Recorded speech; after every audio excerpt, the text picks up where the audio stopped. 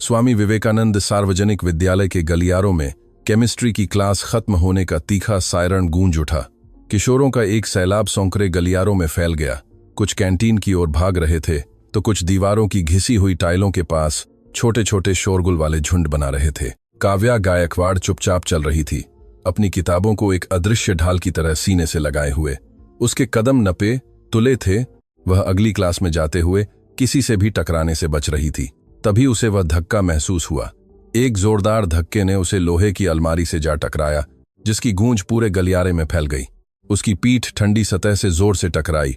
किताबें उसके हाथों से फिसलकर चीनी मिट्टी के फर्श पर बिखर गईं। आर्यन देशमुख मुस्कुरा रहा था। उसके चारों ओर दो दोस्त खड़े थे जो घबराहट में जोर जोर से हंस रहे थे। उनकी यूनिफॉर्म जानबूझकर अस्त व्यस्त थी ताकि वे कूल दिख सकें। वह लड़का अपनी लोकप्रियता और दूसरे छात्रों के साथ किए जाने वाले अहंकार भरे बर्ताव के लिए जाना जाता था। तू यहाँ क्या कर रही है? यह तेरी जगह नहीं है, वह फुसफुसाया झुककर ताकि सिर्फ काव्या सुन सके। तेरे जैसे लोगों को किसी दूसरे मोहल्ले में पढ़ना चाहिए। गलियारा, जो पहले शोरगुल से भरा था, शांत सा हो गया। दूसरे छात्र गुजरते रहे, लेकिन उनकी नजरें जानबूझकर उस दृश्य से हट रही थीं।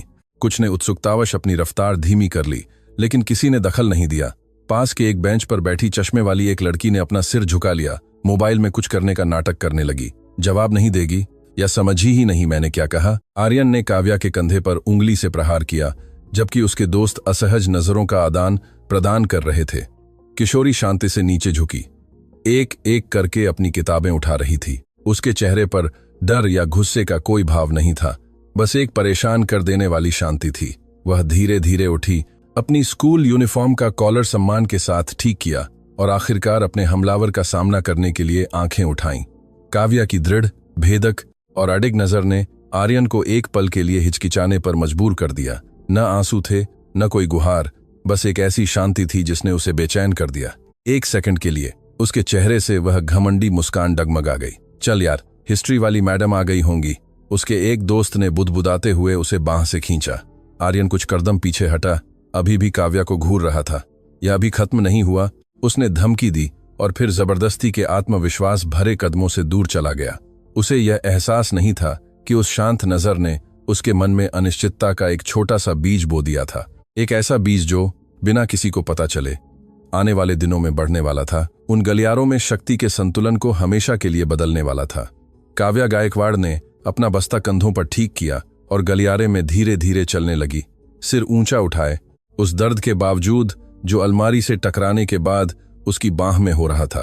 फुसफुसाहटें परछाइयों की तरह उसका पीछा कर रही थीं। जो छात्र पहले उत्साह से बातें कर रहे थे, अब उसके गुजरने पर अपनी आवाज धीमी कर लेते थे। चोरी छिपे देखती आंखें जो उसके देखने पर तेजी से हट जाती थीं। रोई क्या? एक लड़की ने अपनी सहेली से फुसफुसाया, कहते हैं उसका बाप खतरनाक है। दूसरी ने हाथ से अपने कमेंट को मुश्किल से छिपाते हुए जवाब दिया।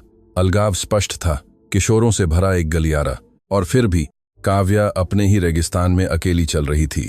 कोई सहपाठी यह पूछने के लिए पास नहीं आया कि क्या वह ठीक है। किसी ने मदद या सांत्वना की पेशकश नहीं की। सहपाठियों की चुप्पी आर्यन के शब्दों जितनी ही दर्दनाक थी। भूगोल की कक्षा में प्रवेश करते हुए वह लड़की खिड़की के पास तीसरी पंक्ति में बैठ गई। उसके बगल की जगह, जो पहले एक सहपाठी द्वारा भरी रहती थी, जिसके साथ वह कभी कभी नोट साझा करती थी, अब खाली थी। संदेश स्पष्ट था, उससे जुड़ने का मतलब खतरा मोल लेना था। श्रीमती जोशी रंगीन नक्शे और अपना कभी न अलग होने वाला पेन का केस लेकर कक्षा में दाखिल हो गई। शिक्षिका ने अपनी चौकस आंखों से कमरे का जायजा लिया, तुरंत ही तनावपूर्ण माहौल को भांप लिया। उनकी नजर काव्या पर पड़ी। उसकी बांह पर हल्की सी लाली देखी जहां वह अलमारी से टकराई थी, और उसकी सख्त मुद्रा जो बेचैनी छिपाने की कोशिश कर रही थी। अपनी किताबें पेज 73 पर खोलें, शिक्षिका ने नक्शे बांटते हुए निर्देश दिया। काव्या की डेस्क के पास से गुजरते हुए उन्होंने अपनी गति धीमी कर दी। स्पष्ट रूप से हिचकिचा रही थीं। शिक्षिका ने अपना निचला होंठ काटा, दुविधा में थीं। एक ओर उनकी सहज प्रवृत्ति कह रही थी कि वहीं रुकें, पूछें कि क्या हुआ, कमरे में मौजूद उस अनदेखे मुद्दे का सामना करें। दूसरी ओर वर्षों के अनुभव ने उन्हें बताया था कि एक सार्वजनिक हस्तक्षेप स्थिति को और भी बदतर बना सकता है, जिससे काव्या और भी बड़ा निशाना बन जाएगी। लैटिन अमेरिका की सीमाओं के बारे में समझाते हुए जोशी मैडम कक्षा की गतिशीलता को देख रही थीं। उस किशोरी के चारों ओर खालीपन तेजी से देखती और फिर हट जाती नजरें, मुश्किल से छिपाई गई फुसफुसाहटें। एक्टिविटी के लिए 2-2 के जोड़े बनाओ, उन्होंने अनुरोध किया, यह देखने की उम्मीद में कि काव्या के पास कौन जाएगा। किसी ने ऐसा नहीं किया। घंटी बजी, क्लास के अंत की घोषणा करते हुए। जैसे ही छात्र जल्दी में बाहर निकले, शिक्षिका ने पुकारा, काव्या, क्या तुम एक पल रुक सकती हो? लड़की ने सिर हिलाया, बैठी रही, जबकि सहपाठी कमरे को खाली कर रहे थे। उनके बीच की चुप्पी शीशे की तरह भारी थी। तुम ठीक तो हो? जोशी मैडम ने आखिरकार पूछा। उनकी कोमल आवाज में चिंता झलक रही थी। जी मैडम, काव्या ने उस परेशान करने वाली शांति के साथ जवाब दिया जो उसकी 15 साल की उम्र से कहीं ज्यादा बड़ी लग रही थी। सब ठीक है। शिक्षिका जानती थीं कि ऐसा नहीं है, लेकिन वह यह भी जानती थीं कि कभी कभी चुप्पी ही एकमात्र उपलब्ध बचाव होता है। सूरज ढल चुका था जब काव्या गायकवाड़ आखिरकार घर पहुंची। 3रे माले का फ्लैट शांत था, सिवाय बैठक में बने अस्थाई ऑफिस से कीबोर्ड पर उंगलियों की हल्की थपथपाहट के। देवेंद्र गायकवाड़ लैपटॉप की स्क्रीन पर ध्यान केंद्रित किए हुए थे, जिसकी नीली रोशनी उनके थके हुए चेहरे पर पड़ रही थी। बगल में कॉफी का आधा भरा मग धीरे धीरे ठंडा हो रहा था। हाय बाबा, काव्या ने बुदबुदाते हुए अपना बस्ता सोफे पर रख दिया। देवेंद्र ने उन रिपोर्टों से नजरें उठाईं जिनका वह विश्लेषण कर रहे थे। सीबीआई में बिताए उनके सालों ने उनकी बारीकियों को पकड़ने की क्षमता को निखार दिया था, और बेटी के चलने के तरीके में जिस तरह से उसके कंधे थोड़े झुके हुए थे, उससे उनके अंदर एक चेतावनी की घंटी बज उठी। आज स्कूल कैसा रहा? उन्होंने लैपटॉप को थोड़ा बंद करते हुए पूछा। नॉर्मल, उसने जवाब दिया, फ्रिज खोलते समय आंखों से संपर्क बनाने से बचते हुए। कुछ खास नहीं। अधिकारी ने ध्यान से देखा जब किशोरी ने एक गिलास पानी लिया। स्कूल यूनिफॉर्म की आस्तीन पर लगभग अदृश्य निशान थे, जैसे किसी ने जोर से पकड़ा हो। काव्या हमेशा से कम बोलने वाली थी, लेकिन हाल ही में उसकी चुप्पी अलग लग रही थी, ज्यादा भारी, ज्यादा रक्षात्मक, पक्का थकी हुई लग रही हो। बस टेस्ट और असाइनमेंट, बाबा, वही रोज का। देवेंद्र ने मन ही मन एक गहरी सांस ली। 3 साल पहले काव्या की मां के गुजर जाने के बाद से वह रोजाना अपनी इकलौती बेटी की रक्षा करने और उसे अपनी ताकत खुद विकसित करने देने के बीच एक असंभव संतुलन के साथ संघर्ष कर रहे थे। एक सीबीआई एजेंट के रूप में वह दुनिया के खतरों को जानते थे, और एक दलित किशोरी के पिता के रूप में वह उन पूर्वाग्रहों को जानते थे जिनका उसे सामना करना पड़ेगा। मैं खिचड़ी बना रहा हूं, उन्होंने विषय बदलते हुए कहा। 20 मिनट में तैयार हो जाएगी। काव्या ने सिर हिलाया और अपने कमरे की ओर चली गई। जब दरवाजा बंद हो गया तो देवेंद्र ने फिर से लैपटॉप खोला। उनकी उंगलियां कुछ सेकंड के लिए कीबोर्ड पर मौडराती रहीं। फिर उन्होंने एक नया टैब खोला। उन्होंने तेजी से स्वामी विवेकानंद सार्वजनिक विद्यालय का नाम टाइप किया और हाल की घटनाओं, शिक्षकों और प्रबंधन के बारे में खोजना शुरू कर दिया। यह पहली बार नहीं था जब उन्होंने समस्याओं के संकेत देखे थे। उनकी बेटी के व्यवहार में छोटे छोटे बदलाव पिछले कुछ हफ्तों से जमा हो रहे थे। काव्या हमेशा से शांत थी, लेकिन कभी उदासीन नहीं। कुछ हो रहा था, और भले ही वह उसकी निजता का सम्मान करते थे, उनकी सहज प्रवृत्ति उन्हें केवल देखते रहने की इजाजत नहीं देगी। एक सुरक्षित फोल्डर में कुछ जानकारी सहेजते हुए देवेंद्र ने एक निर्णय लिया। वह चुपचाप स्थिति की निगरानी करना शुरू करेंगे। शायद वह कुछ दिन काव्या को स्कूल से लेने जाएंगे, माहौल, लोगों को देखेंगे। वह अपनी बेटी की निजता में दखल नहीं देंगे, लेकिन जब उसकी चुप्पी मदद के लिए चिल्ला रही हो तो वह हाथ पर हाथ धरे भी नहीं बैठेंगे। सीबीआई में उन्होंने सीखा था कि कभी कभी सबसे अच्छी जांच वह होती है जिसके होने का किसी को पता ही नहीं चलता। काव्या गायकवाड़ के लिए दिन एक धीमी यातना की तरह खिंच रहे थे। जो गलियारे में एक अकेली घटना के रूप में शुरू हुआ था, वह अब सोचे समझे अपमान की एक दिनचर्या में बदल गया था। गणित की कक्षा के दौरान जब भी वह किसी सवाल का जवाब देने के लिए हाथ उठाती, उसे अपने पीछे दबी हुई हौंसी महसूस होती। जब वह पानी पीने से लौटती तो रहस्यमय तरीके से उसकी कॉपी के नीचे टॉफी के कागज की छोटी छोटी गोलियां दिखाई देती। इंटरवल में जब वह गुजरती तो गलियारा लाल सागर की तरह खुल जाता। जो सहपाठी पहले सामान्य रूप से बात करते थे, अब वे नजरें चुरा लेते, अपने मोबाइल में व्यस्त होने का नाटक करते। किशोरी उस सीधी मुद्रा को बनाए रखने की कोशिश करती जो उसके पिता ने हमेशा सिखाई थी, लेकिन हर अकेला कदम शीशे की तरह भारी लगता था। कैंटीन सबसे बुरे प्रदर्शनों का मंच बन गया था। उस मंगलवार जब काव्या कोने की एक मेज पर अकेली खा रही थी, आर्यन देशमुख की कक्षा के छात्रों का एक समूह जानबूझकर पास में बैठ गया। फुसफुसाहटों और हंसी के बीच उन्होंने उसके आस पास जमीन पर संतरे के छिलके और समोसे के टुकड़े फेंकना शुरू कर दिया। ओहो, लगता है मैंने कूड़ेदान चूक दिया। उनमें से एक ने इतनी जोर से कहा कि सब सुन सकें। लड़की ने अपनी थाली से नजर नहीं हटाई, व्यवस्थित रूप से खाना खाती रही जैसे कुछ हुआ ही न हो। कैंटीन की एक कर्मचारी ने यह दृश्य देखा, एक पल के लिए हिचकिचाई, लेकिन दूसरी मेजें साफ करती रही। वयस्कों की मिलीभगत वाली चुप्पी शायद किशोरों के उकसावों से ज्यादा दर्दनाक थी। श्रीमती जोशी शिक्षकों के कमरे की ओर जाते हुए कैंटीन से गुजरी। उन्होंने समूह के व्यवहार पर ध्यान दिया। शिक्षिका ने अपनी गति धीमी कर दी, इस बात को लेकर दुविधा में थीं कि हस्तक्षेप करें या स्थिति पर और ध्यान आकर्षित न करें। उन्होंने काव्या की मेज के पास लापरवाही से जाने का फैसला किया। यहां सब ठीक है? उन्होंने धीमी आवाज में पूछा। लड़की ने बस सिर हिलाया, पूरी तरह से नजर उठाए बिना।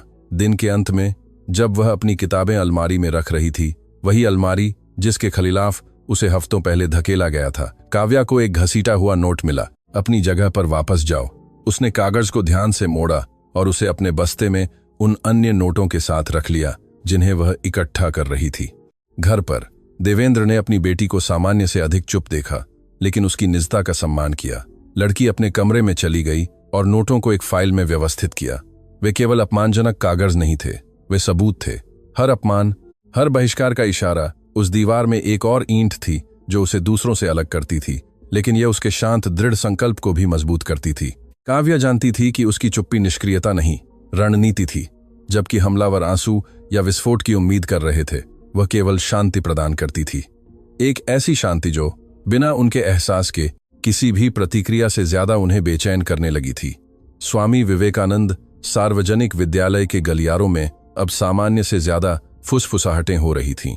एक अफवाह धुएं की तरह इंटरवल के दौरान छात्रों के बीच फैल रही थी। तुम्हें पता है काव्या गायकवाड़ के पापा किसके साथ काम करते हैं? यह जानकारी तब सामने आई जब कक्षा के एक सहपाठी मयंक ने बताया कि उसने देवेंद्र गायकवाड़ को स्कूल के गेट पर अपनी बेटी को लेने आते समय एक पहचान पत्र पहने देखा था। मेरे चाचा नगर निगम में गार्ड हैं और उन्होंने कहा कि उसके पापा पुलिस के साथ काम करते हैं।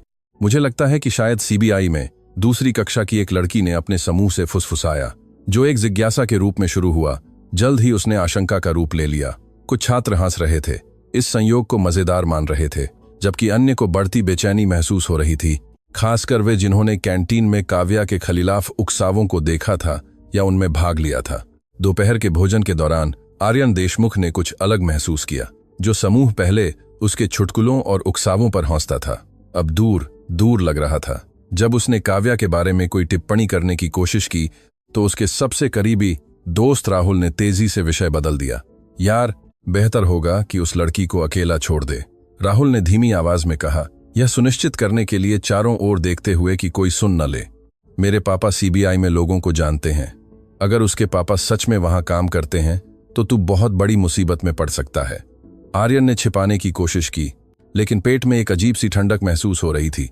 कांटे से अपने भोजन में उदासीनता से खेलते हुए उसने सहपाठियों की बदली हुई नजरें महसूस की। कुछ नजरें मिलाने से बच रहे थे, दूसरे उसे गुजरते देख फुसफुसा रहे थे। सज्जा से बचने का जो विश्वास वह हमेशा अपने साथ रखता था, वह टूटने लगा था। शिक्षकों के कमरे में श्रीमती जोशी अन्य शिक्षकों के साथ छात्रों के व्यवहार में सूक्ष्म बदलाव के बारे में बात कर रही थीं। आप लोगों ने ध्यान दिया कि माहौल कैसे बदल गया है? ऐसा लगता है कि छात्र ज्यादा सतर्क हो गए हैं। उन्होंने काव्या के मामले का सीधे उल्लेख किए बिना टिप्पणी की। प्रिंसिपल वर्मा, जो उस समय गलियारे से गुजर रहे थे, बातचीत सुनकर कुछ देर के लिए रुक गए। उनके चेहरे पर चिंता के भाव थे। एक स्कूल जो जांच के दायरे में आ जाए, यह उनके करियर के लिए एक आपदा होगी। काव्या के लिए अब नजरों का एक नया मतलब था। यह सिर्फ अलगाव नहीं था, बल्कि जिज्ञासा और डर का मिश्रण था। गणित की कक्षा के दौरान उसने देखा कि दो सहपाठी उसे देख रही थीं, और जब उसने उन्हें देखा तो उन्होंने तेजी से नजरें हटा लीं। किशोरी ने अपनी शांत मुद्रा बनाए रखी, यह नहीं दिखाया कि वह बदलाव को महसूस कर रही है। हालांकि अंदर ही अंदर वह इस नई गतिशीलता का वजन महसूस कर रही थी। वह डर या अपने पिता के काम की वजह से सम्मान नहीं पाना चाहती थी। वह चाहती थी कि उसे उसके लिए देखा जाए जो वह थी। लेकिन कम से कम उसने अपना बस्ता संभालते हुए सोचा। आर्यन के उकसावे काफी कम हो गए थे। मीरा गुप्ता हमेशा कक्षा में एक ही जगह चुनती थी, आखिरी डेस्क, खिड़की के पास। वहां से वह बिना किसी की नजर में आए सब कुछ देख सकती थी। कोई भी उस शांत हाव भाव और धीमी आवाज वाली लड़की पर ध्यान नहीं देता था। ऐसा था मानो वह अदृश्य हो और यह अदृश्यता उसके लिए एक ढाल का काम करती थी। घटना वाले दिन मीरा बाथरूम जा रही थी जब उसने आर्यन देशमुख को काव्या गायकवाड़ को लोहे की अलमारी से धक्का देते देखा। गलियारा भरा हुआ था, लेकिन किसी ने हस्तक्षेप नहीं किया। सबने अपनी नजरें ऐसे फेर लीं जैसे यह सामान्य बात हो। उस लड़के द्वारा कहे गए जातिवादी अपमानों को सुनकर लड़की का पेट में मरोड़ उठ गया, लेकिन उसमें भी कुछ करने की हिम्मत नहीं हुई। तब से मीरा में कुछ बदल गया था। उसने काव्या को और ध्यान से देखना शुरू कर दिया कि कैसे वह उकसावों के बाद भी अपनी सीधी मुद्रा बनाए रखती थी, कैसे उसकी आंखें अपमान के सामने शांत रहती थीं। उसने आर्यन के व्यवहार पर भी ध्यान देना शुरू कर दिया। उसके चलने में अहंकार, दूसरों की बेचैनी देखकर उसे मिलने वाला आनंद, जिस तरह से उसके दोस्त उसके चुटकुलों पर हंसते थे। एक दोपहर जब उसने उस व्यवसायी के बेटे को जानबूझकर काव्या की कॉपी पर जूस गिराते देखा, तो मीरा ने कुछ ऐसा किया जिसकी उसने कभी कल्पना भी नहीं की थी। उसने चुपके से अपनी जेब से मोबाइल निकाला और रिकॉर्डिंग शुरू कर दी। उसके हाथ कांप रहे थे, लेकिन वह पूरा दृश्य कैद करने में कामयाब रही। अगले कुछ दिनों तक वह हर उकसावे, गलियारों में हर धक्के, नफरत के हर शब्द का दस्तावेजीकरण करती रही। अगर किसी को पता चल गया कि मैं यह कर रही हूं, वह सोचती, उसका दिल तेजी से धड़कता। मीरा जानती थी कि वह अगला निशाना बन सकती है। आर्यन उसे उजागर करने वाले को माफ नहीं करेगा। फिर भी वह रिकॉर्डिंग करती रही, डिवाइस को किताबों के बीच छिपाकर या संदेश भेजने का नाटक करके। रात में छात्रा अपने कमरे में रिकॉर्डिंग को फिर से देखती। वह डर और एक अजीब उद्देश्य की भावना के बीच बौंटी हुई महसूस करती। उसने स्वामी विवेकानंद सार्वजनिक विद्यालय में कभी भी किसी संघर्ष में हिस्सा नहीं लिया था। वह हमेशा वह लड़की थी जिस पर कोई ध्यान नहीं देता था, जो बिना कोई निशान छोड़े स्कूली वर्षों से गुजर जाती थी। अब उसके हाथ में कुछ ऐसा था जो सब कुछ बदल सकता था। जो बात मीरा को सबसे ज्यादा प्रभावित करती थी वह थी काव्या की शांति, कि कैसे वह उस शांति को बनाए रख पाती थी, कैसे वह उकसावों के सामने फट नहीं पड़ती थी। उस चुप्पी में एक ताकत थी जो उसे आकर्षित करती थी और धीरे धीरे उसे प्रेरित भी कर रही थी। एक दिन श्रीमती जोशी की कक्षा के दौरान मीरा ने काव्या को अपनी दिशा में देखते हुए पाया। एक पल के लिए उनकी नजरें मिलीं। लड़की ने तेजी से अपना चेहरा खिड़की की ओर मोड़ लिया। उसके गाल जलने लगे। क्या काव्या ने ध्यान दिया था? क्या वह जानती थी कि कोई सब कुछ देख रहा है, उस अन्याय के हर पल को दर्ज कर रहा है? मीरा ने अपना स्मार्टफोन जेब में रखा और एक गहरी सांस ली। अभी भी उसमें वीडियो दिखाने या आर्यन का सामना करने की हिम्मत नहीं थी, लेकिन उसके अंदर कुछ बदल रहा था। स्वामी विवेकानंद सार्वजनिक विद्यालय का ऑडिटोरियम खचाखच भरा था। सम्मान और विविधता के बारे में नारों वाले रंगीन पोस्टर दीवारों पर सजे थे, जबकि प्रिंसिपल वर्मा मंच पर घबराहट में माइक्रोफोन ठीक कर रहे थे। विविधता पर आयोजित यह सभा शैक्षणिक समन्वय के दबाव के बाद आयोजित की गई थी, जिसमें सभी हाई स्कूल के छात्र शामिल थे, लेकिन माहौल उम्मीद के मुताबिक नहीं था। काव्या गायकवाड़ तीसरी पंक्ति में बैठी थी, उस सीधी मुद्रा को बनाए हुए जो उसका कवच बन गई थी। वह अपने पीछे आती जिज्ञासु नजरों और फुसफुसाहटों को महसूस कर सकती थी। लड़की ने अपनी यूनिफॉर्म का कॉलर ठीक किया और अपनी आंखें मंच पर टिका दी, जानबूझकर अपने आस पास की हलचल को नजरअंदाज करते हुए। 3 पंक्तियां पीछे आर्यन देशमुख तिरस्कार के भाव से अपनी कुर्सी पर झुका हुआ था। वह लड़का अपने बगल के सहपाठियों को कोहनी मार रहा था, धीमी आवाज में चुटकुले सुना रहा था, जिससे दबी हुई हंसी निकल रही थी। वो देखो, खामोशी की राजकुमारी, उसने इतनी जोर से कहा कि कई छात्र सुन सकें। श्रीमती जोशी, जो बहस का संचालन कर रही थीं, ने हवा में तनाव महसूस किया। शिक्षिका ने आर्यन के समूह की दिशा में एक चेतावनी भरी नजर डाली, लेकिन मतभेदों के सम्मान पर अपनी प्रस्तुति जारी रखी। उनकी सहानुभूति के बारे में बातें हवा में तैरती हुई लग रही थीं, वास्तव में अधिकांश उपस्थित लोगों तक नहीं पहुंच रही थीं। क्या कोई अपना व्यक्तिगत अनुभव साझा करना चाहेगा? शिक्षिका ने दर्शकों की ओर उम्मीद से देखते हुए पूछा। इसके बाद जो सन्नाटा छाया वह शर्मनाक था। कुछ छात्रों ने काव्या की ओर देखा, स्पष्ट रूप से उम्मीद कर रहे थे कि वह बोलेगी। आर्यन ने इस पल का फायदा उठाते हुए एक मजाकिया इशारा किया, जिससे उसके साथियों के बीच और हंसी हुई, लेकिन उसके आश्चर्य के लिए उसके दोस्तों ने पहले जैसी उत्साह से प्रतिक्रिया नहीं दी। कुछ असहज लग रहे थे, दरवाजे की ओर चोरी छिपे देख रहे थे, जैसे उन्हें डर हो कि कोई देख रहा हो। काव्या अविचलित रही, उसका चेहरा शांति का एक मुखौटा था जो अंदर के तूफान को छिपाए हुए था। वह आर्यन को वह टकराव नहीं देगी जिसकी वह इतनी इच्छा कर रहा था। किशोरी जानती थी कि उस समय उसकी चुप्पी किसी भी शब्द से ज्यादा शक्तिशाली थी जो वह कह सकती थी। मीरा गुप्ता खिड़की के पास बैठी सब कुछ ध्यान से देख रही थी। उसकी उंगलियां चुपके से जेब में डिवाइस को दबा रही थीं, किसी भी गंभीर घटना को रिकॉर्ड करने के लिए तैयार। शर्मीली लड़की काव्या की ताकत की प्रशंसा करती थी, हालांकि अभी भी उसमें खुले तौर पर अपना समर्थन दिखाने की हिम्मत नहीं थी। जब सभा समाप्त हुई तो आर्यन निराश लग रहा था। उसने एक प्रतिक्रिया, एक कांड को भड़काने की उम्मीद की थी जो काव्या के बारे में उसकी कहानी की पुष्टि करेगा, लेकिन उसकी शांति ने उसे पूरी तरह से निहत्था कर दिया। उसे इस असहज एहसास के साथ छोड़ दिया कि वह एक ऐसी लड़ाई हार गया है जिसके बारे में वह जानता भी नहीं था कि वह लड़ रहा है। छात्र शोरगुल वाले समूहों में ऑडिटोरियम से बाहर निकले, लेकिन कुछ सूक्ष्म बदलाव आया था। अपने सहपाठियों पर आर्यन की शक्ति में पहली दरारें दिखने लगी थीं, जबकि काव्या की चुप्पी किसी भी भाषण से ज्यादा जोर से गूंज रही थी। देवेंद्र गायकवाड़ अब स्वामी विवेकानंद सार्वजनिक विद्यालय के सामने ज्यादा बार दिखाई देने लगे। हफ्ते में 3 बार उनकी सिल्वर होंडा सिटी मुख्य द्वार के पास रणनीतिक रूप से खड़ी हो जाती। हमेशा कक्षाएं समाप्त होने से 15 मिनट पहले वह कोई तमाशा नहीं करते, बस धैर्यपूर्वक इंतजार करते। कभी दस्तावेज देखते तो कभी बस उस चौकस नजर से हलचल देखते जो सीबीआई में काम करने वालों की खासियत होती है। काव्या ने अपने पिता की दिनचर्या में बदलाव पर ध्यान दिया, लेकिन कुछ नहीं कहा।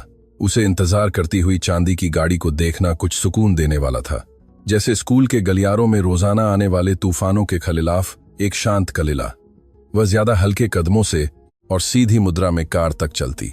नई दिनचर्या के तीसरे दिन आर्यन देशमुख ने पहली बार सीबीआई एजेंट को देखा। वह लड़का काव्या पर कोई ताना कसने ही वाला था कि उसने कार के सहारे खड़े उस गंभीर चेहरे वाले आदमी को देखा जो बाहर निकलते छात्रों को ध्यान से देख रहा था। देवेंद्र की नजर में कुछ ऐसा था जिसने लड़के को सहज रूप से पीछे हटने पर मजबूर कर दिया। वो कौन है? उसने घबराहट छिपाने की कोशिश करते हुए एक सहपाठी से पूछा। वो काव्या का बाप है। सुना है वो सीबीआई में काम करता है, दूसरे ने धीमी आवाज में जवाब दिया। यह खबर छात्रों के बीच आग की तरह फैल गई। कक्षाओं के दौरान काव्या के लिए नजरें सूक्ष्म रूप से बदल गईं।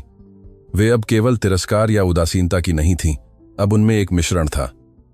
जो लोग पहले आर्यन के उकसावों पर हंसते थे, वे अब उससे दूर होने लगे, जैसे कि उसकी निकटता मुसीबत को आकर्षित कर सकती हो। मेरे पापा ने कहा है कि उस आदमी की बेटी से पंगा नहीं लेना। आर्यन के पुराने सहयोगियों में से एक ने इंटरवल के दौरान इतनी जोर से टिप्पणी की कि दूसरे भी सुन सकें।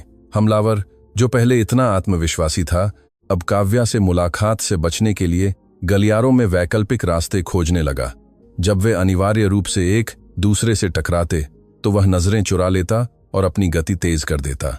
देवेंद्र की अदृश्य उपस्थिति स्कूल पर मोड़ा रही थी, भले ही वह शारीरिक रूप से वहां न हो। श्रीमती जोशी ने माहौल में बदलाव पर ध्यान दिया। एक कक्षा के दौरान उन्होंने देखा कि आर्यन एक द्वेषपूर्ण टिप्पणी करने से पहले बीच वाक्य में ही रुक गया जब उसने देखा कि मीरा गुप्ता उसे ध्यान से देख रही है। शिक्षिका ने चुपके से मुस्कुराया, यह महसूस करते हुए कि शक्ति का संतुलन बदलने लगा है। उसका बाप सब पर नजर रखे हुए है। यह गलियारों में नई फुसफुसाहट बन गई। काव्या ने स्कूल में किसी से भी अपने पिता के काम के बारे में कुछ नहीं कहा। उसे जरूरत नहीं थी। जो डर पहले उसे घेरे रहता था, अब वह पाला बदल रहा था।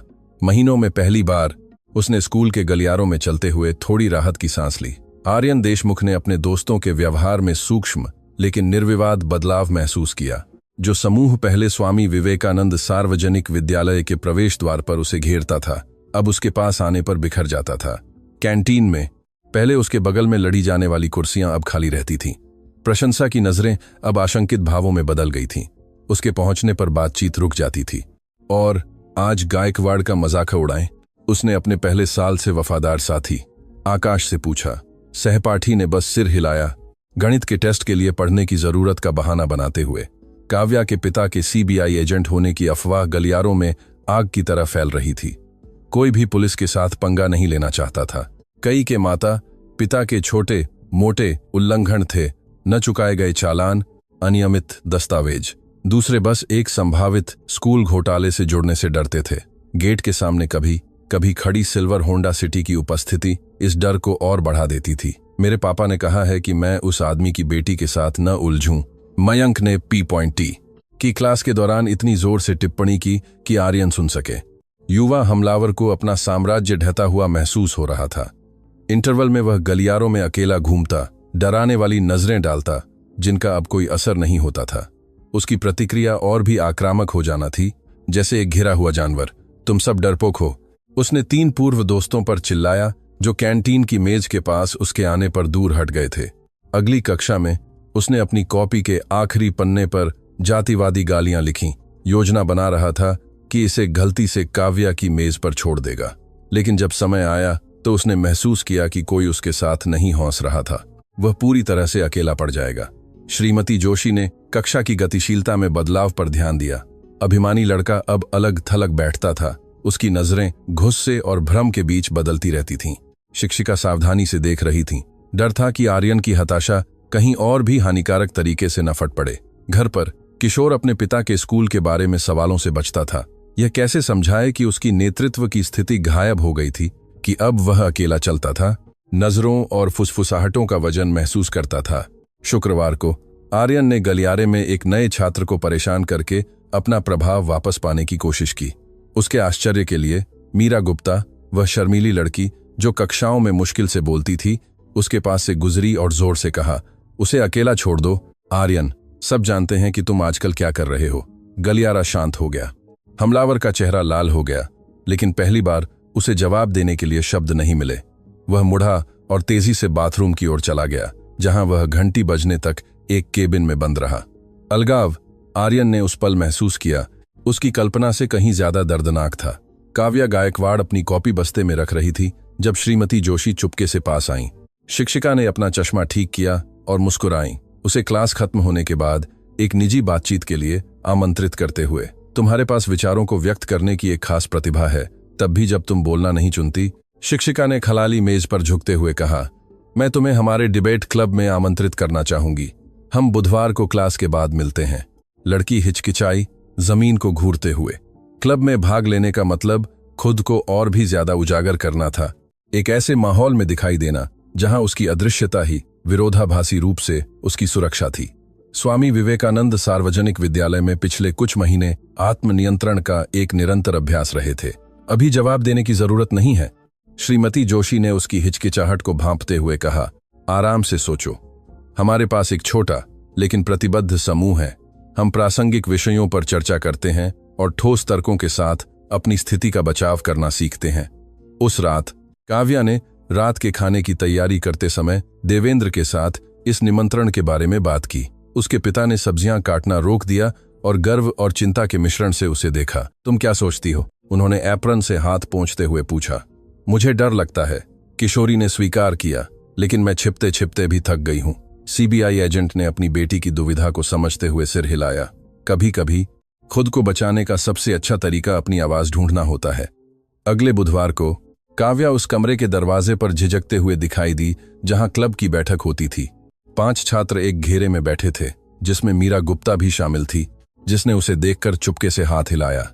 हमेशा देखने वाली उस शर्मीली सहपाठी की उपस्थिति ने एक अप्रत्याशित आराम दिया। श्रीमती जोशी उसे देखकर मुस्कुराईं और दूसरों से उसका परिचय कराया। दिन का विषय था बोलती खामोशियां, एक ऐसा संयोग जो काव्या से छिपा नहीं रहा। सत्र के दौरान वह बोलने से ज्यादा सुनती रही, लेकिन सहपाठियों का हर तर्क उसके अंदर गूंज रहा था। वहां उसे एहसास हुआ कि शब्द हथियार भी हो सकते हैं और पुल भी। यह इस बात पर निर्भर करता है कि उनका उपयोग कैसे किया जाए। बैठक के अंत में शिक्षिका ने उसे भाषण कला पर एक किताब दी। जब तुम तैयार हो उसके लिए, उन्होंने विनम्रता से कहा। घर जाते समय काव्या ने अपने अंदर कुछ अलग महसूस किया। क्लब केवल अकादमिक बहस के लिए एक जगह नहीं थी। यह उसकी चुप्पी को किसी शक्तिशाली चीज में बदलने का एक अवसर था। चीजों को अंदर से बाहर बदलने की शक्ति। शायद वहां तर्कों और प्रतितर्कों के बीच वह अंततः न केवल अपनी आवाज बल्कि उस सारे दर्द को अपने से बड़ी किसी चीज में बदलने का एक रास्ता भी ढूंढ सकती थी।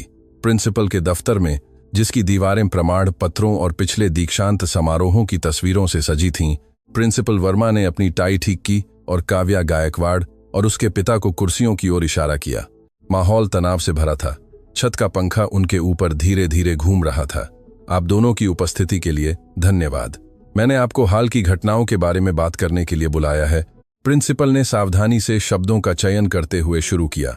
हमारा स्कूल हमेशा छात्रों के बीच सद्भाव को महत्व देता रहा है। देवेंद्र गायकवाड़ उस आदमी को विश्लेषणात्मक नजर से देख रहे थे, वही नजर जो वह सीबीआई में पूछताछ के दौरान इस्तेमाल करते थे। काव्या चुपचाप बैठी रही। उसके हाथ पूरी तरह से इस्त्री की हुई स्कूल यूनिफॉर्म पर टिके हुए थे। मेरा मानना है कि हम इसे आंतरिक रूप से बिना किसी बड़े हंगामे के हल कर सकते हैं, वर्मा ने अपने सफेद होते बालों पर हाथ फेरते हुए कहा। शायद यह सभी के लिए बेहतर होगा कि हम इस स्थिति को स्वाभाविक रूप से ठंडा होने दें। आर्यन पुणे के एक प्रभावशाली परिवार से आता है और एक घोटाला किसी के लिए भी अच्छा नहीं होगा। देवेंद्र आगे की ओर झुके, उनकी आंखें प्रिंसिपल पर टिकी थीं। क्या आप मुझे यह सुझाव दे रहे हैं कि मैं उस जातिवाद को नजरअंदाज कर दूं जिसका मेरी बेटी इस संस्थान में रोजाना सामना करती है? प्रिंसिपल ने घूंट निगला। नहीं, ऐसा नहीं है। मैं इसमें शामिल सभी लोगों की भलाई के बारे में सोच रहा हूं, जिसमें काव्या भी शामिल है। दिलचस्प, सीबीआई एजेंट ने जवाब दिया। उनकी आवाज शांत थी लेकिन अधिकार से भरी हुई थी। क्योंकि मैं यहां जो हो रहा है उस पर करीबी नजर रखे हुए हूं और मैं जो देख रहा हूं वह एक ऐसा संस्थान है जो छात्रों की सुरक्षा से ज्यादा अपनी छवि के बारे में चिंतित है।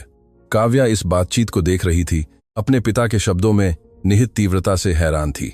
मिस्टर गायकवाड़, मैं आपकी चिंता समझता हूं, लेकिन नहीं प्रिंसिपल साहब, मुझे डर है कि आप नहीं समझते। देवेंद्र ने बीच में टोका। मेरी बेटी को बिना अपमानित हुए पढ़ने का अधिकार है और यह सुनिश्चित करना आपका कानूनी दायित्व है। पंखा अपनी नीरस गति से घूमता रहा जबकि कमरे में सन्नाटा पसरा रहा। प्रिंसिपल ने अपना चश्मा ठीक किया, स्पष्ट रूप से असहज। मैं सीबीआई में आपकी स्थिति से वाकिफ हूं, वर्मा ने लगभग अश्रव्य रूप से बुदबुदाया। देवेंद्र बिना किसी हास्य के मुस्कुराए। क्या यह प्रासंगिक है? मैं यहां एक पिता के रूप में हूं, एजेंट के रूप में नहीं। लेकिन जान लीजिए कि अगर जरूरी हुआ तो मैं सभी उपलब्ध कानूनी संसाधनों का उपयोग करने में संकोच नहीं करूंगा। काव्या ने अपने पिता को आश्चर्य और प्रशंसा के मिश्रण से देखा। उसने उन्हें कभी इस तरह इतना दृढ़ और सीधा नहीं देखा था। हम तत्काल कदम उठाएंगे, प्रिंसिपल ने आश्वासन दिया। अब उनके माथे पर पसीना आ गया था। किसी भी प्रकार के भेदभाव के लिए जीरो टॉलरेंस। दफ्तर से बाहर निकलते समय काव्या ने अपने अंदर कुछ बदलते हुए महसूस किया। जो चुप्पी उसने बनाए रखी थी वह अब एक ढाल नहीं बल्कि एक चुनाव था, और महीनों में पहली बार उसने महसूस किया कि वह इस लड़ाई में अकेली नहीं थी। स्वामी विवेकानंद सार्वजनिक विद्यालय का ऑडिटोरियम रंगीन पट्टियों और छात्रों द्वारा बनाए गए पोस्टरों से सजा था। सांस्कृतिक उत्सव, जो हाल की घटनाओं के बाद प्रबंधन द्वारा आयोजित किया गया था, का विषय विविधता और सम्मान था। काव्या गायकवाड़ ने मंच के पीछे इंतजार करते हुए घबराहट में अपनी यूनिफॉर्म का कॉलर ठीक किया। उसने कभी नहीं सोचा था कि उसे अपनी कक्षा का प्रतिनिधित्व करने के लिए चुना जाएगा, खासकर महीनों तक उकसावों का निशाना बनने के बाद। श्रीमती जोशी एक सौम्य मुस्कान के साथ पास आईं। तैयार हो? उन्होंने पूछा, अपने हाथों में एक पर्चा ठीक करते हुए। शिक्षिका काव्या को प्रतिनिधि के रूप में चुनने में महत्वपूर्ण थीं, यह तर्क देते हुए कि उसकी सहनशीलता सभी के लिए एक उदाहरण थी। मुझे लगता है, हाँ, लड़की ने जवाब दिया। उसका दिल तेजी से धड़क रहा था। पर्दे के दूसरी तरफ से वह सैकड़ों छात्रों, शिक्षकों और कुछ माता पिता की हलचल सुन सकती थी जो इस कार्यक्रम में शामिल होने आए थे। प्रिंसिपल वर्मा पहले मंच पर चढ़े, स्पष्ट रूप से तनाव में थे। समावेशन पर उनका भाषण रटा रटाया लग रहा था, खासकर अब जब स्कूल शिक्षा विभाग की नजरों में था। काव्या ने पहली पंक्ति में मीरा गुप्ता को देखा, जो चुपके से अपना स्मार्टफोन पकड़े हुए थी, जैसे कि वह हर पल का दस्तावेजीकरण कर रही हो। जब अंततः उसका नाम घोषित किया गया तो ऑडिटोरियम में एक अलग तरह का सन्नाटा छा गया। यह वह शत्रुतापूर्ण सन्नाटा नहीं था जो आमतौर पर गलियारों में उसका साथ देता था, बल्कि एक सम्मानजनक अपेक्षा थी। काव्या मंच के केंद्र तक चली। यूनिफॉर्म के कपड़े के नीचे उसकी टौंगे थोड़ी कांप रही थीं। हॉल के पीछे उसने अपने पिता को देखा। देवेंद्र गायकवाड़ चुपचाप दीवार के सहारे खड़े थे। उनकी चौकस नजर ताकत का संचार कर रही थी। उन्हें कुछ कहने की जरूरत नहीं थी, उनकी उपस्थिति ही काफी थी। काव्या ने एक गहरी सांस ली और अफ्रीकी भारतीय साहित्य पर अपनी प्रस्तुति शुरू की। उसकी आवाज, जो पहले लगभग कभी नहीं सुनी गई थी, अब पूरे स्थान को भर रही थी। बोलते बोलते उसने कुछ असाधारण महसूस किया। उसकी ओर निर्देशित नजरें बदल गई थीं। वे अब तिरस्कार या रुग्ण जिज्ञासा की नहीं थीं, बल्कि वास्तविक रुचि और कुछ मामलों में प्रशंसा की थीं। आर्यन देशमुख दर्शकों के बीच में बैठा था, यहां तक कि उन लोगों से भी अलग थलग था जो पहले उसके चुटकुलों पर हंसते थे। लड़के ने अपनी आंखें नीची रखी थीं, किसी से भी नजर मिलाने से बच रहा था। अपनी प्रस्तुति समाप्त करने पर काव्या का उत्साहपूर्ण तालियों से स्वागत किया गया। मीरा सबसे पहले खड़ी हुई, उसके बाद श्रीमती जोशी और धीरे धीरे लगभग पूरा ऑडिटोरियम। लड़की की आंखों में आंसू आ गए, लेकिन दुख के नहीं। महीनों में पहली बार उसे अपने ही स्कूल में एक अजनबी जैसा महसूस नहीं हुआ। मंच से उतरते समय काव्या को समझ में आया कि कुछ मौलिक बदल गया है। जो चुप्पी उसने हमलों के जवाब के रूप में चुनी थी, वह एक शक्तिशाली आवाज में बदल गई थी, जो उन दीवारों से बहुत दूर तक गूंजने में सक्षम थी। मीरा गुप्ता अपने कांपते हुए हाथों में मोबाइल पकड़े हुए खाली गलियारे में इंतजार कर रही थी। हफ्तों तक देखने, चुपके से रिकॉर्डिंग करने और अपने ही डर से लड़ने के बाद आखिरकार उसने अपना फैसला कर लिया था। जब उसने श्रीमती जोशी को शिक्षकों के कमरे से बाहर आते देखा तो उसका दिल जोर से धड़कने लगा। मैम, क्या मैं आपसे 1 मिनट बात कर सकती हूँ? यह जरूरी है, उसने नजरें झुकाए हुए बुदबुदाया। शिक्षिका ने लड़की की घबराहट को भांप लिया और उसे एक खलाली कमरे में ले गई। मीरा ने अपना डिवाइस दिखाने से पहले एक गहरी सांस ली। मैं यह हफ्तों से रिकॉर्ड कर रही हूँ, मुझे लगा कि किसी को कुछ करना चाहिए। डिवाइस की छोटी स्क्रीन पर स्पष्ट छवियां आर्यन देशमुख को काव्या को अलमारियों से धक्का देते हुए, जातिवादी गालियां फुसफुसाते हुए, उसकी दिशा में चीजें फेंकते हुए दिखा रही थीं। शिक्षिका ने चुपचाप देखा। उनका चेहरा आक्रोश और दुख के एक मुखौटे में बदल गया। तुमने यह पहले क्यों नहीं दिखाया? उन्होंने अंत में पूछा। मुझे डर था, मीरा ने स्वीकार किया। सब जानते हैं कि उसके पिता शहर में महत्वपूर्ण लोगों को जानते हैं, लेकिन मैं अब और नहीं देख सकती कि वे रोज उसके साथ क्या करते हैं। श्रीमती जोशी ने लड़की के कंधे पर हाथ रखा। तुम बहुत बहादुर हो, हमें यह काव्या को भी दिखाना होगा। उस दोपहर वे तीनों खाली विज्ञान प्रयोगशाला में मिले। जब काव्या गायकवाड़ ने तस्वीरें देखीं तो उसका चेहरा भावहीन रहा, लेकिन उसकी आंखें आश्चर्य और कृतज्ञता के मिश्रण से चमक उठीं। तुमने यह सब रिकॉर्ड किया? उसने उस सहपाठी से पूछा जिसे वह मुश्किल से जानती थी। मीरा ने सिर हिलाया। माफ करना, मैंने पहले कुछ नहीं किया, तुमने किसी से भी ज्यादा किया है, काव्या ने जवाब दिया, लड़की की बांह को हल्के से छूते हुए। शिक्षिका ने समझाया कि वह तुरंत सबूतों को शैक्षणिक समन्वय के पास ले जाएंगी। यह जारी नहीं रह सकता काव्या। चुप्पी कभी कभी ताकत होती है, लेकिन अब हमारे पास ठोस सबूत हैं। जब वे एक साथ गलियारे में चल रही थीं, मीरा ने अपने कंधों से एक बोझ उतरता हुआ महसूस किया। काव्या बदले में अलग लग रही थी, अब अकेली नहीं बल्कि अप्रत्याशित गठबंधन से मजबूत हुई थी। मेरे बाबा हमेशा कहते हैं कि सच्चाई अपना रास्ता खोज लेती है, काव्या ने टिप्पणी की। बस यह नहीं सोचा था कि यह किसी ऐसे व्यक्ति के माध्यम से आएगी जिसे मैं जानती भी नहीं थी। श्रीमती जोशी ने समन्वय के साथ एक तत्काल बैठक तय की। जब वह प्रिंसिपल के दफ्तर में दाखिल हुए तो वह न केवल वीडियो बल्कि 2 छात्राओं के दृढ़ संकल्प को भी साथ ले जा रही थीं, जिन्होंने अपने अपने तरीके से अन्याय का सामना करने की हिम्मत पाई थी।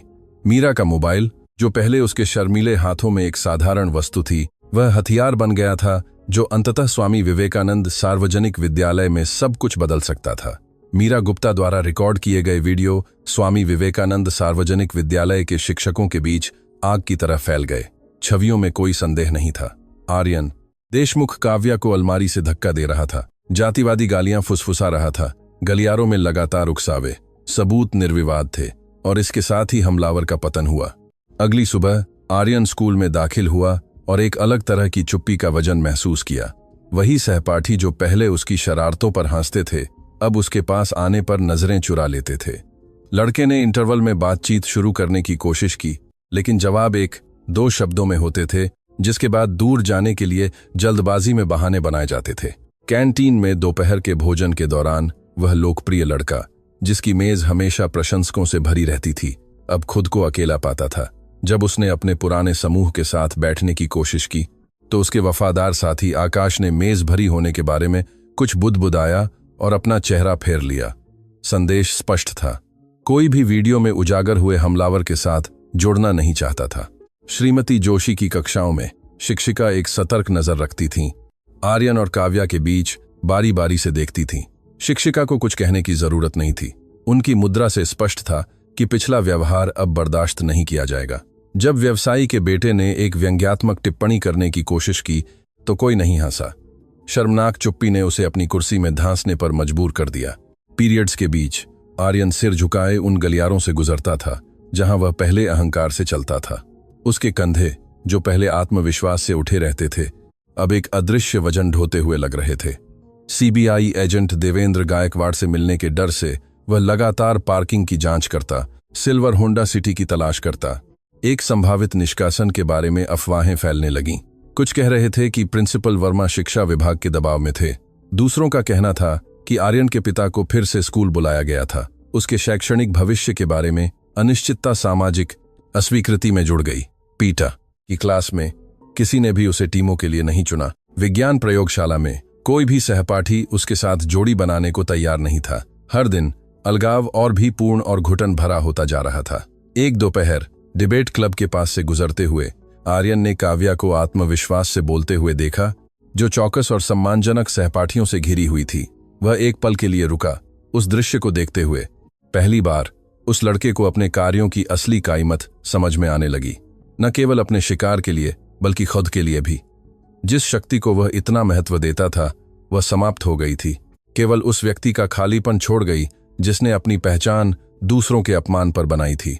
स्वामी विवेकानंद सार्वजनिक विद्यालय की पार्किंग लगभग खाली थी जब अविनाश देशमुख ने अपनी इंपोर्टेड एसयूवी देवेंद्र गायकवाड़ की सिल्वर होंडा सिटी के बगल में खड़ी की। रियल एस्टेट व्यवसायी ने अपनी टाई ठीक की और अपनी गाड़ी के सहारे इंतजार कर रहे सीबीआई एजेंट की ओर दृढ़ कदमों से बढ़ा। हमें इस स्थिति को मर्दों की तरह हल करना होगा, गायकवाड़, अविनाश ने एक बनावटी मुस्कान के साथ हाथ बढ़ाते हुए कहा। हमारे बच्चों में एक कहासुनी हो गई, लेकिन हमें इसे कुछ बड़ा बनाने की जरूरत नहीं है। देवेंद्र ने संक्षिप्त रूप से उसका हाथ मिलाया। उनका चेहरा भावहीन रहा। सीबीआई एजेंट ने कोई शत्रुता नहीं दिखाई, केवल एक नपी तुली शांति थी जिसने व्यवसायी को असहज कर दिया। आपके बेटे की काव्या के साथ कोई कहासुनी नहीं हुई, देवेंद्र ने जवाब दिया। उसने उसे महीनों तक व्यवस्थित रूप से प्रताड़ित किया और धमकाया। हमारे पास वीडियो, गवाह और एक औपचारिक जांच चल रही है। अविनाश ने घबराहट में एक हौंसी छोड़ी, अपने सफेद होते बालों पर हाथ फेरते हुए। चलिए समझदार बने, किशोरों में हमेशा टकराव होते हैं। मुझे यकीन है कि हम इसे आपस में सुलझा सकते हैं, बिना स्कूल या अधिकारियों को शामिल किए। आर्यन के पिता ने फिर अपनी आवाज धीमी कर ली, शिक्षा विभाग में संपर्कों का उल्लेख किया और मामले को रफा दफा करने के लिए मुआवजे की पेशकश की। बोलते समय उसने देखा कि देवेंद्र उसे एक भेदक नजर से देख रहे थे, जैसे कि हर शब्द को सूचीबद्ध कर रहे हों। संयोग से देवेंद्र ने बीच में टोका, क्या आप मुझे रिश्वत देने की कोशिश कर रहे हैं मिस्टर देशमुख? उनकी आवाज शांत रही, लेकिन उनकी आंखें सख्त हो गईं। दिलचस्प तरीका है, खासकर जब आपके जार्डिम नोवा अमेरिका के प्रोजेक्ट्स में अनियमितताओं की जांच चल रही हो। अविनाश का चेहरा पीला पड़ गया। आपको इसके बारे में कैसे पता? मेरे काम में बहुत सारी जानकारी शामिल होती है, सीबीआई एजेंट ने जवाब दिया। ठीक वैसे ही जैसे मुझे नगर निगम के साथ उन अनुबंधों के बारे में पता है जो ऑडिट के अधीन है। व्यवसायी एक कदम पीछे हट गया। उसके माथे पर पसीना आने लगा था। उसकी पहले की आत्मविश्वास से भरी मुद्रा अब शुद्ध बेचैनी जाहिर कर रही थी। जिस प्रभाव पर उसे विश्वास था वह सेकंडों में हवा हो गया। मैं यहां आपको धमकाने के लिए नहीं हूं, देवेंद्र ने आगे कहा। मैं यहां एक पिता के रूप में हूं। आपके बेटे को यह सीखने की जरूरत है कि कार्यों के परिणाम होते हैं, और आपको यह समझने की जरूरत है कि आपका प्रभाव आर्यन को जातिवाद और धमकी के परिणामों से नहीं बचाएगा। अविनाश देशमुख ने कुछ माफीनामे बुदबुदाए और तेजी से अपनी गाड़ी की ओर पीछे हट गए। उसे जाते हुए देखते हुए देवेंद्र को संतोष और दुख का मिला जुला एहसास हुआ। इस तरह से काम की जानकारी का इस्तेमाल करना उनकी शैली नहीं थी, लेकिन जब काव्या की रक्षा की बात आती थी तो उनके सिद्धांत ज्यादा लचीले हो जाते थे। व्यवसायी की गाड़ी टायर घिसटते हुए निकल गई, पीछे एक ऐसे आदमी को छोड़ गई जो आखिरकार समझ गया था कि कुछ लड़ाइयां पैसे या प्रभाव से नहीं जीती जा सकती। बुधवार की दोपहर डिबेट क्लब की साप्ताहिक बैठक का दिन था और कमरा सामान्य से ज्यादा भरा हुआ था। काव्या गायकवाड़ पहली पंक्ति में बैठी, उसके हाथ अपने नोट्स पकड़े हुए थोड़े कांप रहे थे। उसके बगल में मीरा गुप्ता ने उसे एक उत्साहवर्धक नजर दी। श्रीमती जोशी ने सत्र की शुरुआत करते हुए दिन के विषय की घोषणा की, अपराध में साथी के रूप में चुप्पी। जब काव्या की बारी आई तो माहौल में एक गहरा सन्नाटा छा गया। घटनाओं की शुरुआत के बाद पहली बार वह अपना बचाव करने के लिए नहीं बल्कि सुनी जाने के लिए खड़ी हुई। चुप्पी के कई चेहरे होते हैं, उसने शुरू किया। उसकी आवाज शुरू में धीमी थी, लेकिन हर शब्द के साथ मजबूत होती गई। उसकी चुप्पी जो सहता है, जैसा कि मैंने हफ्तों तक चुना। उसकी चुप्पी जो देखता है और कुछ नहीं करता, और संस्थागत चुप्पी जो शायद सबसे खतरनाक है। उसकी आंखें कमरे में घूमी, उन सहपाठियों के चेहरों से मिलीं जो महीनों तक नजरें चुराते रहे थे। लड़की ने इस बारे में बात की कि कैसे जातिवाद केवल सीधे अपमान में ही नहीं बल्कि रोजमर्रा की चूक में, छोटी छोटी अनुमतियों में, दबी हुई हौंसी में मौजूद है। जब मैंने आर्यन के उकसावों का जवाब न देने का फैसला किया तो यह डर के कारण नहीं था, काव्या ने आगे कहा। यह एक चुनाव था, लेकिन आप लोगों की चुप्पी, उन सभी की जिन्होंने देखा और आगे बढ़ गए, उस चुप्पी का एक अलग वजन है। शिक्षिका भावुक होकर देख रही थीं, जबकि उनकी छात्रा उन तर्कों को सटीकता से प्रस्तुत कर रही थी जिन्हें कई वयस्क कभी नहीं बना पाते। कमरे के पीछे स्कूल प्रबंधन के 3 सदस्य, जिसमें शिक्षा विभाग का एक प्रतिनिधि भी शामिल था, नोट्स ले रहे थे। मैं यहाँ उंगलियां उठाने या बदला लेने के लिए नहीं हूँ, किशोरी ने कहा। मैं यहाँ इसलिए हूँ क्योंकि मेरा मानना है कि ये स्कूल बेहतर हो सकता है, कि हम सभी बेहतर हो सकते हैं। मीरा ने चुपके से मुस्कुराया, उस दोस्त पर गर्व करते हुए जो पहले गलियारों में अकेली चलती थी। भाषण के अंत में सन्नाटा कुछ सेकंड तक बना रहा, इससे पहले कि पहला व्यक्ति तालियां बजाने के लिए खड़ा हुआ। जल्द ही पूरा कमरा खड़ा हो गया। दूसरी कक्षा की एक छात्रा ने आंखों में आंसू लिए माइक्रोफोन मांगा और पूर्वाग्रह के साथ अपना अनुभव साझा किया। उसके बाद एक और छात्र और फिर एक और, जैसे एक बांध जो आखिरकार टूट गया हो। सालों से दबी कहानियां बहने लगीं। श्रीमती जोशी ने निर्धारित समय से 1 घंटे बाद सत्र समाप्त किया, लेकिन किसी को भी समय की परवाह नहीं थी। जब छात्र बाहर निकल रहे थे तो कई काव्या से बात करने के लिए रुके, कुछ धन्यवाद देने के लिए, दूसरे बस यह कहने के लिए कि वे वहां थे। जो एक डिबेट क्लब के रूप में शुरू हुआ था, वह एक ऐसे बदलाव का केंद्र बन गया था जिसे अब कोई नहीं रोक सकता था। तूफान से उभरी आवाज में गुस्से के बादल नहीं थे, बल्कि पूर्वाग्रह के बादलों को हटाने के लिए आवश्यक स्पष्टता थी। मीरा गुप्ता द्वारा रिकॉर्ड किए गए वीडियो केवल स्वामी विवेकानंद सार्वजनिक विद्यालय के गलियारों तक ही सीमित नहीं रहे। देवेंद्र गायकवाड़ द्वारा महाराष्ट्र राज्य के शिक्षा विभाग में औपचारिक शिकायत दर्ज कराने के बाद एक आधिकारिक जांच शुरू की गई। छवियों में स्पष्ट रूप से आर्यन देशमुख को काव्या पर हमला करते हुए दिखाया गया था। साथ ही जातिवादी हमलों के सामने शिक्षक दल और प्रबंधन की निष्क्रियता भी। प्रिंसिपल वर्मा को बुधवार की सुबह सूचना मिली। कांपते हाथों से उन्होंने विभाग द्वारा मुहर लगे आधिकारिक दस्तावेज को देखा। वह व्यक्ति जिसने हमेशा संस्थान की प्रतिष्ठा को सबसे ऊपर रखा था, अब उसका अपना करियर खतरे में था। उसने आर्यन के पिता से संपर्क करने की कोशिश की, उम्मीद कर रहा था कि व्यवसायी मामले को दबाने के लिए अपने प्रभाव का इस्तेमाल कर सकता है, लेकिन कोई जवाब नहीं मिला। इस बीच विभाग के 2 निरीक्षक बिना किसी पूर्व सूचना के स्कूल पहुंचे। उन्होंने सभी शैक्षणिक बैठकों के कार्यवृत्त, अनुशासनात्मक रिकॉर्ड तक पहुंच का अनुरोध किया और शिक्षकों और कर्मचारियों के साथ साक्षात्कार का अनुरोध किया। श्रीमती जोशी सबसे पहले सुनी जाने वालों में से एक थीं, जिन्होंने अपनी शुरुआती हिचकिचाहट और बाद में छात्राओं को दिए गए समर्थन के बारे में सटीक रूप से बताया। एक छात्रा को निरंतर जातिवादी हमलों से बचाने में संस्थागत विफलता हुई है, एक निरीक्षक ने अपनी प्रारंभिक रिपोर्ट में नोट किया। गलियारे, जो पहले काव्या के बारे में फुसफुसाहटों से भरे थे, अब प्रिंसिपल के संभावित इस्तीफे की अफवाहों से गूंज रहे थे। जिन कर्मचारियों ने पहले हमलों को नजरअंदाज किया था, वे अपनी चूक को सही ठहराने की कोशिश कर रहे थे, जबकि दूसरों ने स्वीकार किया कि जवाबी कार्रवाई के डर ने उन्हें चुप करा दिया था। देवेंद्र घटनाओं के विकास को उस व्यक्ति की शांति के साथ देख रहे थे जो आधिकारिक प्रक्रियाओं को जानता है। सीबीआई एजेंट ने विभाग में अपने संपर्कों को विशेषाधिकार प्राप्त करने के लिए नहीं, बल्कि यह सुनिश्चित करने के लिए सक्रिय किया था कि प्रक्रिया प्रोटोकॉल का सख्ती से पालन करे। यह बदला लेने के बारे में नहीं है, बल्कि न्याय के बारे में है। उन्होंने घर पर रात के खाने के दौरान अपनी बेटी को समझाया, सिस्टम को सभी के लिए काम करना चाहिए। काव्या ने सिर हिलाया, यह समझते हुए कि यह जांच उसके व्यक्तिगत मामले से परे थी। यह डर और संस्थागत चूक से चुप कराई गई अन्य सभी पीड़ितों का प्रतिनिधित्व करती थी। शिक्षकों के कमरे में माहौल आशंका से भरा था। जिन शिक्षकों ने बिना हस्तक्षेप किए हमलों को देखा था, अब वे अपने पेशेवर आचरण के बारे में सवालों का सामना कर रहे थे। वह स्कूल, जो हमेशा दिखावे और पास होने के आंकड़ों के बारे में चिंतित रहता था, अब नकारात्मक सुर्खियों और संभावित प्रशासनिक प्रक्रियाओं से डर रहा था। स्वामी विवेकानंद सार्वजनिक विद्यालय अपनी फीकी दीवारों और खरोंच वाली डेस्कों के साथ एक ऐसे परिवर्तन का मंच बन रहा था जो इसकी भौतिक संरचना से परे था। आधिकारिक जांच न केवल जिम्मेदारियों का पता लगा रही थी, बल्कि एक पूरे समुदाय को अपनी ही मिलीभगत वाली चुप्पी का सामना करने के लिए मजबूर कर रही थी। मीरा गुप्ता, जो पहले स्वामी विवेकानंद सार्वजनिक विद्यालय के गलियारों में महज एक परछाई थी, अब काव्या गायकवाड़ के साथ एक ऐसे आत्मविश्वास के साथ चलती थी जो खुद उसे भी हैरान कर देता था। दोनों लड़कियां इंटरवल के दौरान एक साथ आंगन पार करती, पुरानी दोस्तों की तरह मुस्कान और राज साझा करती। जो एक शांत प्रशंसा के रूप में शुरू हुआ था, वह एक सच्ची दोस्ती में बदल गया था जो विपत्ति की आग में गढ़ी गई थी। कभी नहीं सोचा था कि मुझमें उन वीडियो को दिखाने की हिम्मत होगी, मीरा ने सैंडविच खाते हुए स्वीकार किया। काव्या मुस्कुराई, दोस्त के कंधे को हल्के से दबाते हुए। तुम में हमेशा हिम्मत थी, बस उसे खोजने की जरूरत थी। दोनों का प्रभाव केवल उनके बीच पनपी दोस्ती तक ही सीमित नहीं था, एक झील में लहरों की तरह उनकी कहानी ने अन्य छात्रों को प्रेरित किया।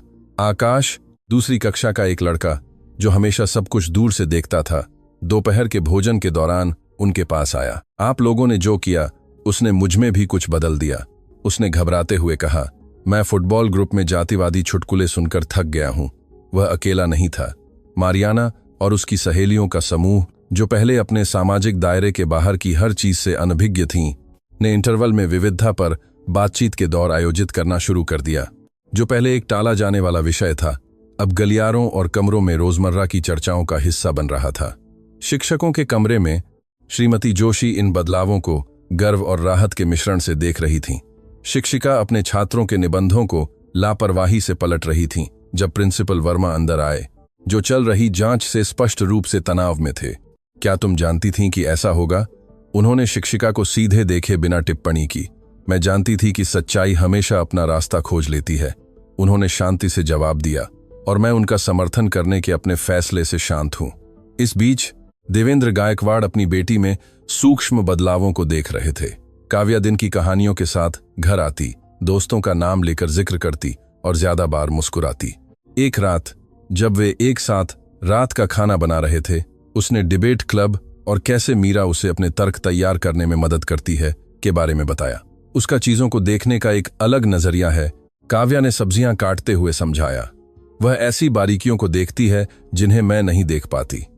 सीबीआई एजेंट मुस्कुराया, अपने कंधों से एक अदृश्य बोझ उतरता हुआ महसूस करते हुए। बेटी को अब उसकी निरंतर सुरक्षा की जरूरत नहीं थी, उसने अपनी ताकत खुद ढूंढ ली थी, और ज्यादा महत्वपूर्ण, ऐसे सहयोगी जो उसके साथ चलते थे। विवेकानंद विद्यालय में एक नया संतुलन स्थापित हो रहा था। मिलीभगत वाली चुप्पी उन आवाजों को जगह दे रही थी जो दो बहादुर लड़कियों से प्रेरित होकर अन्याय के खिलाफ खड़ा होना सीख रही थीं।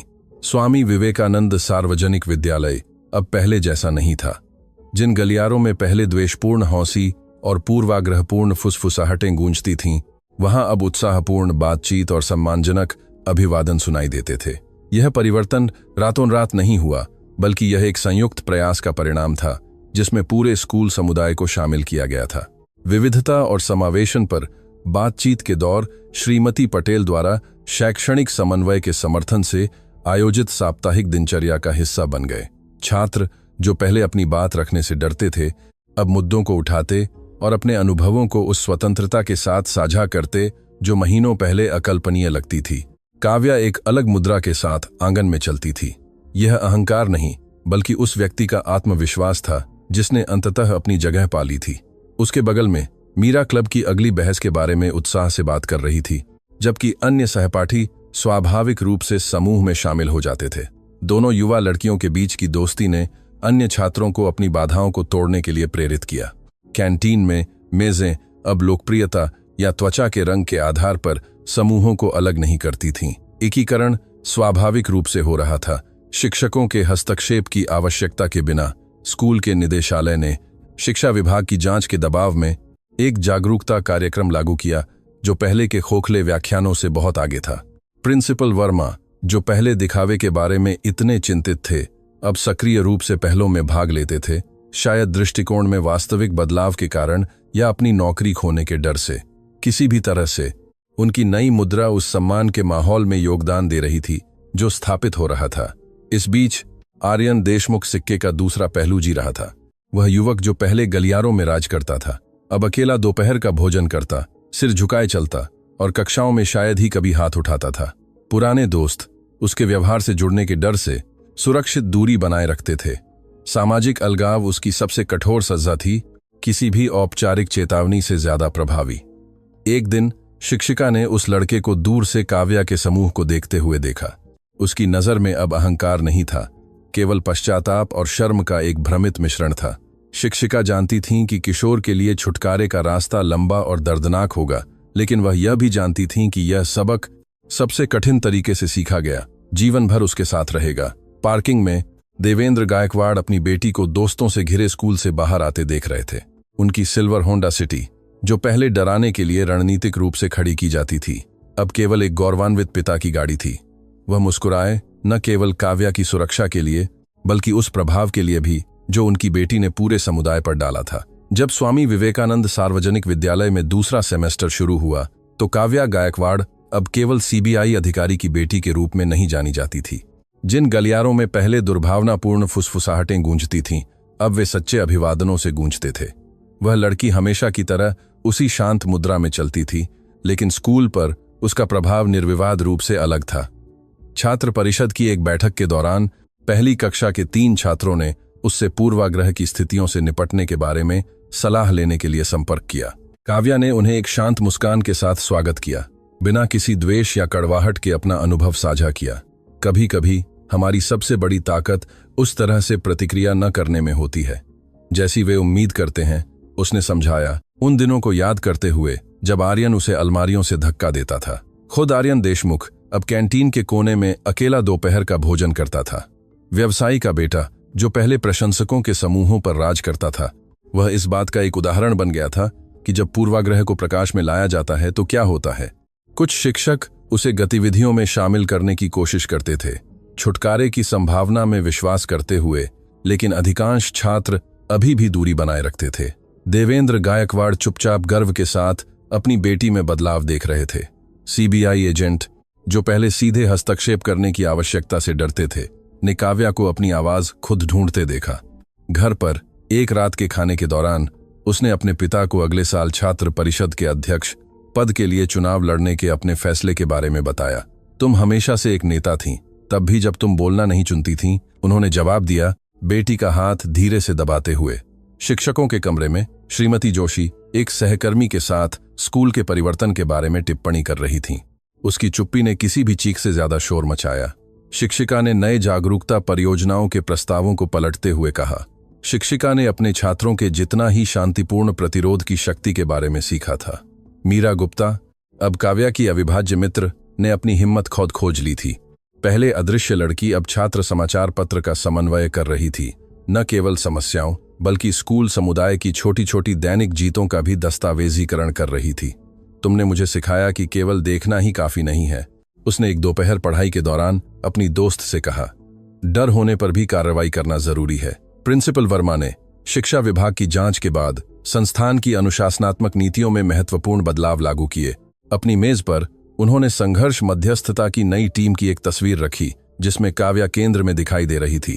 काव्या की शुरुआती चुप्पी, जिसे कई लोगों ने कमजोरी समझ लिया था, वास्तव में उसकी सबसे बड़ी ताकत साबित हुई।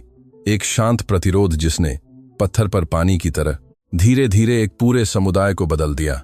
उसने सभी को एक शक्तिशाली सबक सिखाया था, कभी कभी वास्तव में सुने जाने के लिए चुप रहना पड़ता है।